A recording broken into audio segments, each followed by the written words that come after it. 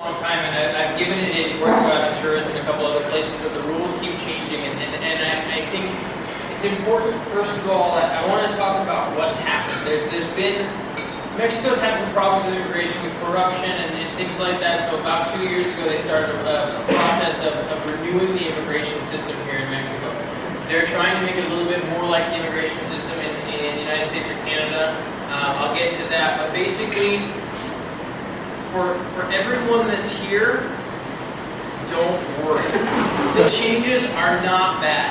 Actually, the changes aren't bad for you. They're bad for me. I get to be a lawyer at the end of this year, and at that time, they decided to change the immigration system so it's so easy for the foreigners to get an FM3 or an FM2 or residency, and they only have to do it once. It's really not a good business for me, so I'm going to have to look for something else.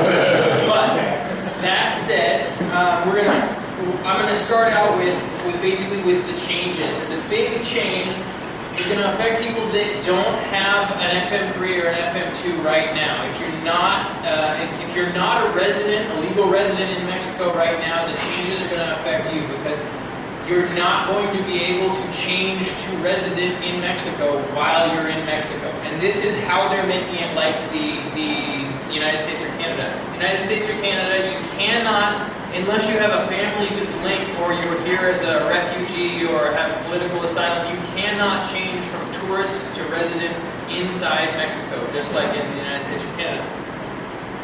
So that means that you're going to have to, if you don't have an FM3 right now, and if you don't get one before the 9th of November of this year, then you're going to have to do it at the consulate, either at home, possibly in Belize. And this is one of those things that I don't really know the answer for yet. What they're saying is in a consulate outside of Mexico. It might be as simple as driving to Guatemala or driving to Belize and doing it in a consulate or in Guatemala or Belize. I don't know that. But I know you have to do it in a consulate outside of the country. For people who don't have FM3s or FM2s right now. If you have an FM3 or an FM2 right now, the next time you renew, as long as it's after the 9th of November, you will get the new document, which probably for some of you will be a temporary resident document or a permanent resident document. The way it works right now with an FM3 or FM2 is you have to renew every year. Once a year, every year, for up to 4 years, and then you get a new one. The way it's going to work with the temporary or permanent resident is temporary resident means up to 4 years. Again, they haven't published how they're going to decide that, but one of the reasons that they wanted to do this was that a couple years back, 4 or 5 years back, Calderon, the president, said, it's ridiculous foreigners who are bringing resources into Mexico have to renew their visas every year. And this now is kind of a push for this. Now, they've published the law, they've published the fees, they've made everything that is available, so it is a reality. You're going to be able to get 4-year temporary resident permission to live here, or permanent resident. Now, I'll go into that. To apply, to be able to get either one of these documents, you have to show that you have enough money to support yourself, or that you have a link with a Mexican citizen or another resident, and that actually even allows civil unions. So Mexican law allows for there's a figure called concubinato, which is living together for 5 years in a civil union. Also, if you're in a civil union that is not a traditional civil union recognized by the state of Quintana Roo, if it's recognized by where you come from, it's legal here. So civil unions, anything like that, if it's legal where you come from, it's legal here. As long as, and there's discussion, but it doesn't really matter for anybody here. If you have multiple wives and that's legal where you come from, that might not be legal here. And I've had arguments with my professors about that. So, now, you either have to be able to prove that you have enough money to support yourself. Possibly, if you own real estate over a certain amount, then you are automatically eligible for permanent or temporary residency. If you have a job offer in Mexico, you are eligible for permanent or temporary residency. And if you have investments such as stock or machinery. If you own machinery that's in a Mexican corporation that over a certain value, then that is a valid reason for you to have a temporary permanent residency. Now also, they've opened up a new area for permanent residents. If you can show that you have a pension from outside the United States, you qualify for permanent residency in Mexico. And they haven't clarified that any more than that, but that's usually a good thing because it means that you go and you say, I have a pension, here's my pension, here's proof from the whatever, it's probably going to be the Social Security Administration or the state level pension administration that says, I have a pension, and they'll give you permanent residency. You have to go back to immigration one time. You use the phrase from outside the United States. That is correct. Did you mean to say that? I didn't mean to say that. You have. So my Social Security would be from within the United States. Excuse me. You have to. It has to be from outside of Mexico. Oh, okay. Mexico. Yeah, a pension from outside of Mexico. Sorry about that. Now, pension people. In my case, I will be qualifying for a permanent resident because I have a Mexican son. My son was born here, so he's Mexican. So by virtue of that, I qualify as a family member. I'm also married to a Mexican, so I can piggyback on that as well.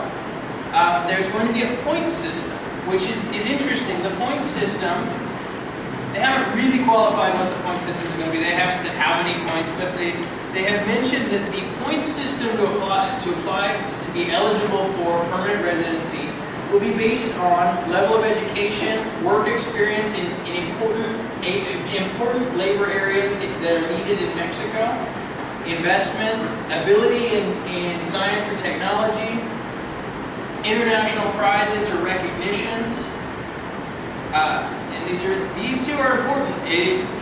Dominion of the Mexican language, domination of Spanish. No, just work on it.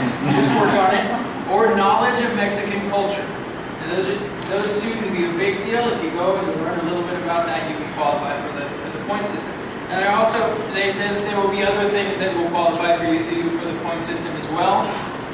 We'll see what those are.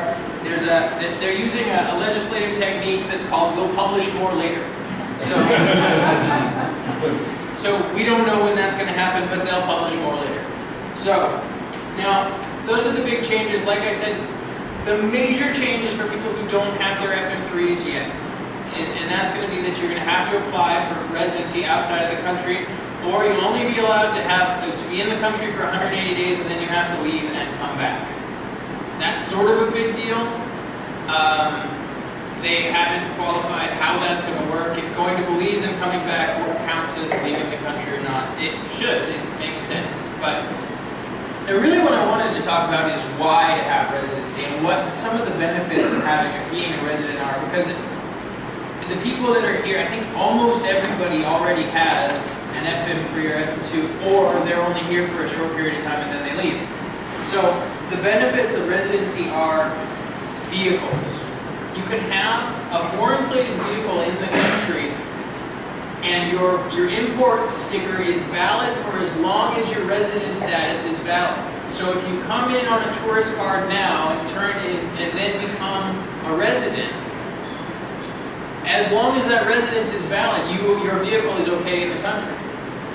And that's a big deal. A lot of people like to have a foreign plated vehicle because you pay less in taxes, you don't have to register every year. There are some procedures that a lot of people that are foreigners don't do that we're supposed to do. You're supposed to register every year. Every year when you renew your FM3, which you won't have to do now, but if you ever change your status, your residency status, you're supposed to notify customs, which I know some people that do it, but I think the majority don't.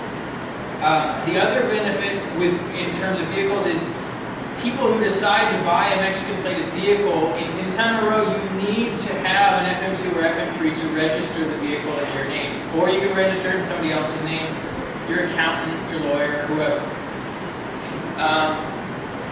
If you have an FM2, which will mean if you have temporary residency in the next few years, you are eligible every 5 years for an exemption on capital gains tax on your property your primary home that you sell in Mexico.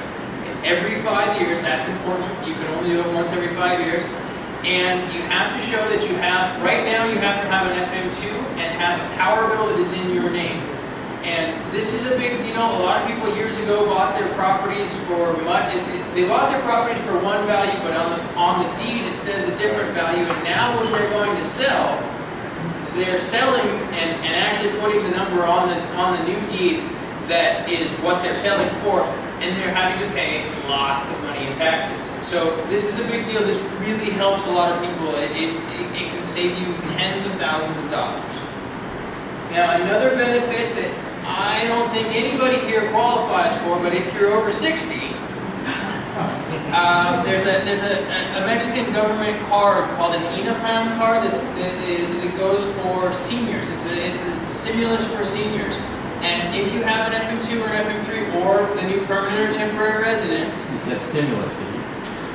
yeah, it gives you discounts on various things. I went on their website and I got a list of things. It's a long list, and I actually have, it's a longer list outside of Quintana Roo.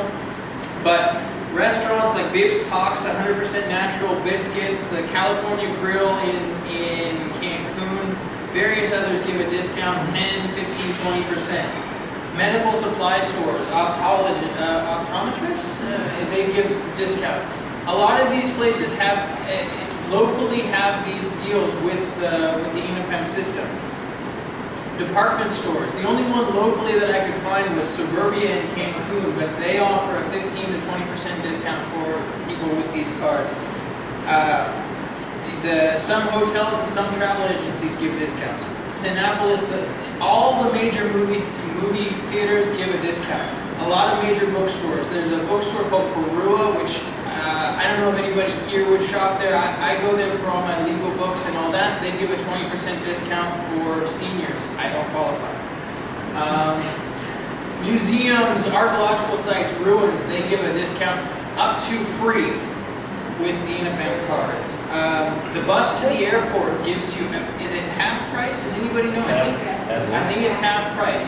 And if you're traveling outside of Quintana Roo, there are more discounts. And also, there might be something I didn't mention that if you go and apply for the card, they'll tell you about there at the INAPAM office. That's on 40th and 28th, and I can give you more information later if anybody wants that.